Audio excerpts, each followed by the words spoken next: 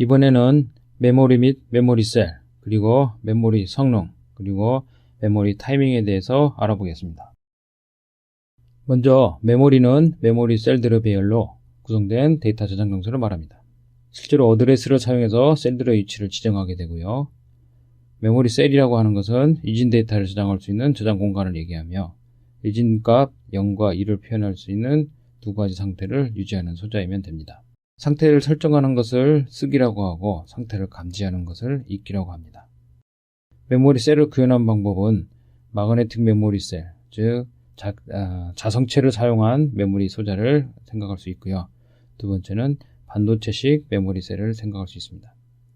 반도체식 메모리 셀 같은 경우에는 반도체 위에 전자회로를 사용해서 구현한 메모리 소자를 말합니다.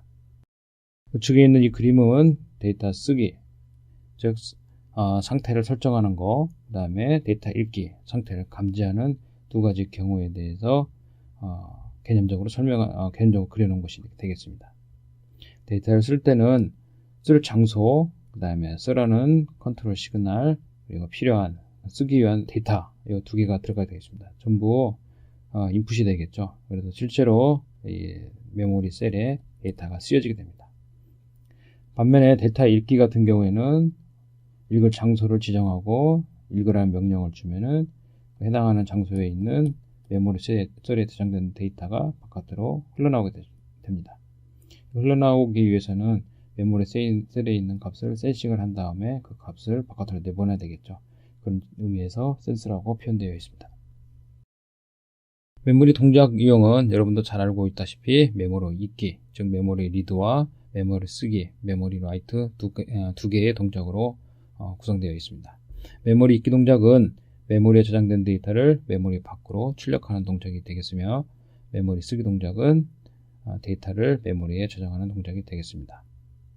그래서 메모리를 접근하는 동작, 즉 메모리 읽기와 메모리 쓰기를 위한 데이터 흐름 관계를 보면은 메모리 장소를 지정하는 어드레스 라인과 데이터를 쓸 때 입력되는 데이터 라인, 그 다음에 데이터를 읽을 때 데이터가 출력되는 아웃라인, 이 두 가지가 있고, 그 다음에 리드 할 건지 라이트 할 건지, 이 메모리에 대한 액세스 유형을 결정하는 컨트롤 시그널, 이렇게 세 부류가 있겠습니다. 보통 이와 같이 인풋 데이터와 아웃풋 데이터를 이렇게 구분해서 표현하는 방법도 있지만은 일반적으로는 이렇게 양방향 버스를 사용해서 표현하기도 합니다. 이와 같이 해놓고 이와 같이 표시를 하죠. 그래서 데이터가 들어가는 거, 데이터 나가는 거, 이 두 개의 동작을 동시에 표현하는 방법이 되겠습니다. 메모리 연결은 어드레스 선택 라인, 데이터 라인, 제어 라인 세 가지로 구성되어 있습니다. 메모리의 어드레스 선택 라인은 메모리 셀의 위치를 지정하는 라인이 되겠으며 메모리 셀의 수에 따라서 이 선택 라인의 수가 결정되게 되겠습니다. 데이터 라인은 메모리 셀에 저장하거나 메모리 셀에 저장된 데이터를 읽어올 때 데이터를 입출력하는 경로가 되겠습니다. 한 번의 어드레스를 사용해서 읽어낼 수 있는 메모리 셀의 양은 메모리의 구성 방법에 따라 다르게 되겠습니다. 제어 라인은 메모리 동작을 제어하는 신호를 입력받는 라인이 되겠습니다. 메모리 워드는 메모리에 입출력되는 단위 데이터의 비트수를 얘기하겠습니다. 이 메모리 워드는 방금 전에 얘기했듯이 주어진 어드레스를 가지고 한 번에 읽거나 쓸 수 있는 데이터량이 되겠습니다. 이 그림에서 보는 바와 같이 메모리 유닛이 있고 어드레스 라인이 있고 컨트롤 시그널이 있고 들어오는 데이터들이 있습니다. 따라서 이걸 어드레스가 만약에 K개라고 하면은 이 메모리 유닛이 포함할 수 있는 기억 장소는 2의 K승이 되겠고 이 2의 K승에 저장되는 데이터는 실제로 이와 같이 입출력하는 데이터 폭에 맞춰서 이 K의 N이 되겠습니다. 그래서 이 KN의 장소가 메모리 셀이 실제로 이 메모리 유닛 안에 들어가 있게 되겠습니다. 이 N은 한 번에 읽어낼 수 있는 데이터량이 되겠고 이것은 그럼 한 번에 읽을 수 있는 데이터량, 즉 워드의 개수가 되겠습니다. 이번에는 메모리 접근 방식에 대해서 설명하도록 하겠습니다. 첫 번째로 임의 접근 메모리에 대해서 설명하겠습니다. 임의 접근 메모리는 메모리 셀에 데이터를 읽거나 쓸 때 소요되는 시간이 메모리 셀의 위치에 상관없이 항상 일정한 메모리를 임의 접근 메모리라고 합니다. 어드레스를 사용하여 기억 장소를 식별하는 메모리입니다. 접근 시간은 이전에 어디를 접근했는지, 즉 이전 접근 장소와 무관하며 항상 일정한 시간을 가지고 메모리 셀에 접근할 수 있는 메모리가 되겠습니다. 두 번째 접근 방식은 직접 접근 메모리입니다. 다이렉트 액세스 메모리라고 하는데요. 각 블록이 별도 주소를 가지고 있습니다. 접근 방법은 근처로 이동한 다음 순차적으로 검색한 다음에 카운팅하고 또는 대기를 통해서 최종 위치에 도달하게 됩니다. 따라서 접근 시간은 기억 장소에 따라서 가변적일 수밖에 없습니다. 대표적인 예가 하드디스크가 이 방식의 메모리가 되겠습니다. 다음은 순차적 액세스를 하는 메모리가 되겠습니다. 메모리 접근이 처음부터 순차적으로 이루어집니다. 메모리 셀의 위치나 메모리 접근 시 시작 위치에 따라 메모리 접근 시간이 서로 다릅니다. 자기 테이프이 이 순차적 액세스 메모리에 해당되겠습니다. 다음에는 연관 접근 메모리가 되겠습니다. 어소시어티브 메모리라고 얘기를 하는데요. 기억 장소는 저장된 데이터 내용과 비교함으로써 식별됩니다. 접근 시간은 이전 접근 장소와 무관하며 항상 일정합니다. 다만 데이터 내용을 비교 부담이 있게 됩니다. 캐시에서 이런 연관 접근 메모리를 사용하고 있습니다. 다음은 메모리 구현 방식을 알아보겠습니다. 크게 마그네틱 메모리와 반도체 메모리로 나누게 됩니다. 마그네틱 메모리는 자성체를 활용한 메모리가 되겠고, 마그네틱 코어 메모리, 하드디스크가 이 마그네틱 메모리에 속한다고 할 수 있습니다. 두 번째 반도체 메모리는 반도체상의 전자회로를 사용하여 구현한 메모리를 말합니다. 램이나 롬이 이 반도체 메모리 범위에 해당된다고 볼 수 있습니다. 다음은 메모리 성능 표시 방법에 대해서 알아보겠습니다. 메모리 성능 표시 방법은 메모리 접근 시간, 메모리 사이클 시간, 그리고 메모리 전송률로 표시할 수 있습니다. 메모리 접근 시간은 메모리에서 리드 라이트 동작을 수행하는 데 걸리는 시간입니다.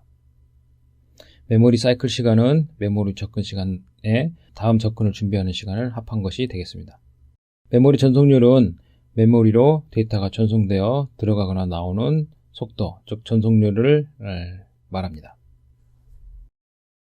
메모리 접근 시간에 대해서 설명하겠습니다. 메모리 접근 시간은 메모리에서 리드 라이트 동작을 수행하는 데 걸리는 시간이 되겠습니다. 리드 액세스 타임과 라이트 액세스 타임이 있는데, 리드 액세스 타임은 어드레스와 제어 신호가 메모리에 도착하는 순간부터 데이터가 읽혀지는 순간까지 걸리는 시간을 말합니다. 라이트 액세스 타임은 어드레스와 제어 신호가 메모리에 적용되고 데이터 쓰기가 완료될 때까지 걸리는 시간이 되겠습니다. 타이밍 차트를 보면은 리드라는 시그널이 있고 라이트라는 시그널이 있습니다. 각각에 대해서 데이터 버스상에 데이터가 실려 있는 것을 볼 수 있습니다. 자, 리드 사이클에서는 리드 시그널이 이와 같이 활성화된 후에 처음 데이터가 나오는 시간까지 걸리는 시간이 리드 액세스 타임이 되겠습니다. 마찬가지로 두 번째 리드 역시 마찬가지로 리드 시그널이 액티베이션 된 다음에 실제 유효한 데이터가 흘러나온 데까지 걸리는 시간이 리드 액세스 타임이 되겠습니다. 이와 같이 되겠죠. 반면에 라이트 액세스 타임은 데이터가 주어지고 라이트 신호가 활성화된 다음에 실제로 데이터가 쓰여지는 시점까지 걸리는 시간이 되겠습니다. 이와 같이 메모리 접근 시간의 종류에는 리드 할 경우와 라이트 할 경우 서로 계산한 방법이 조금씩 차이가 되겠습니다. 다음은 메모리 사이클 시간에 대해서 알아보겠습니다. 메모리 사이클 시간은 방금 전에 설명한 메모리 액세스 타임에 다음 접근에 걸리는 추가적인 시간을 합한 것이 되겠습니다. 추가적인 시간에 포함되는 시간은 신호선에서 과도 전류가 완전히 소멸되는 데까지 걸리는 시간이나 읽기 동작 후에 데이터가 파괴되는 저장 장치의 경우 데이터를 보관하는 데 걸리는 시간이 추가적으로 필요하게 되겠습니다. 따라서 메모리 사이클 타임은 메모리 액세스 타임에다가 이와 같은 추가적인 시간을 더해서 계산하면 되겠습니다. 이 메모리 사이클 시간은 다음 메모리를 리드하거나 라이트하는 제어 신호를 출력하는 시점을 결정하게 됩니다. 앞에 그림에서 리드 액세스 타임, 라이트 액세스 타임이 있지만은 그 뒤에 이게 빨간색으로 표시된 요 시간이 추가적인 시간이 되겠습니다. 즉 리드 사이클 타임은 리드 액세스 타임에 추가 시간을 더하는 이런 시간 간격이 리드 사이클 타임이 되겠습니다. 라이트 역시 마찬가지로 라이트 액세스가 이루어진 다음에 약간의 시간을 더한 요 시간이 라이트 사이클 타임이 되겠습니다. 다음은 메모리 전송률을 설명하겠습니다. 메모리 전송률은 메모리 트랜스퍼 레이시라고 하는데 메모리로 데이터가 전송되어 들어가거나 나오는 비율을 얘기합니다. 이미 접근 메모리의 경우에는 전송률은 사이클 타임 분의 1이 되겠습니다. 이미 접근 메모리가 아닌 경우에는 전송률은 이와 같은 식을 통해서 계산할 수 있습니다. 여기서 tn은 n개의 비트들을 읽거나 쓰는 데 걸리는 평균 시간이 되겠습니다. ta는 평균 접근 시간이 되겠습니다. n은 읽거나 쓸 때 필요한 비트 수가 되겠습니다. r은 전송률, 초당 비트 수가 되겠습니다. 이 얘기는 n개의 비트를 읽거나 쓰는 데 걸리는 평균 시간은 평균 접근 시간에다가 내가 쓰고자 하는 시간을 전송률로 나눈 값을 더한 것과 같다고 볼 수 있습니다. 다음은 메모리 타이밍에 대해서 설명하도록 하겠습니다. 메모리는 클락을 사용하지 않고 제어 신호의 변화에 따라 데이터를 읽고 쓰기가 됩니다. 요즘에는 클락을 사용한 SDRAM과 같은 것이 있긴 하지만 기본적으로 메모리는 클락을 사용하지 않고 제어 신호의 변화에 따라서 동기화된다고 볼 수 있습니다. 먼저 읽기 타이밍을 한번 알아보겠습니다. 읽기 타이밍 정보는 리드 액세스 타임과 리드 사이클 타임 두 개를 통해서 확인할 수가 있는데요. 먼저 리드 액세스 타임은 어드레스가 주어진 시간부터 데이터가 출력되는 데까지 소요되는 시간이 되겠습니다. 리드 사이클 타임은 이번 리드 시간의 리드의 시작 시간부터 완료되는 시점에 소요되는 시간이 되겠습니다. 즉 완료되는 시점이라고 하는 것은 다음 리드를 시작할 수 있는 시점이 되겠습니다. 리드 타이밍 다이어그램을 보면은 이와 같이 표시할 수 있겠습니다. 리드에 관련된 신호들을 보면은 먼저 메모리 액세스를 위한 메모리의 격장소를 지정하기 위한 어드레스 버스가 있고요. 그 다음에 칩을 활성화할 수 있는 칩 이네이블 시그널이 있고요. 그 다음에 데이터 아웃풋 시그널이 있습니다. 여기서 칩 이네이블 시그널이 리드 시그널을 대신한다고 볼 수가 있겠습니다. 리드 액세스 타임은 어드레스가 이 지금 X마크로 되어 있는 것은 버스 값의 변화를 의미합니다. 즉 이 경우에 이 지점부터 실제로 유효한 어드레스가 나오게 되겠습니다. 그래서 어드레스가 주어진 시간부터 어드레스가 변화가 됩니다. 주어지고 그 다음에 칩 이네이블 시그널이 활성화되게 됩니다. 그래서 여기 있는 것 같이 이 바가 그어져 있는 것은 액티브 로우 시그널이 되겠습니다.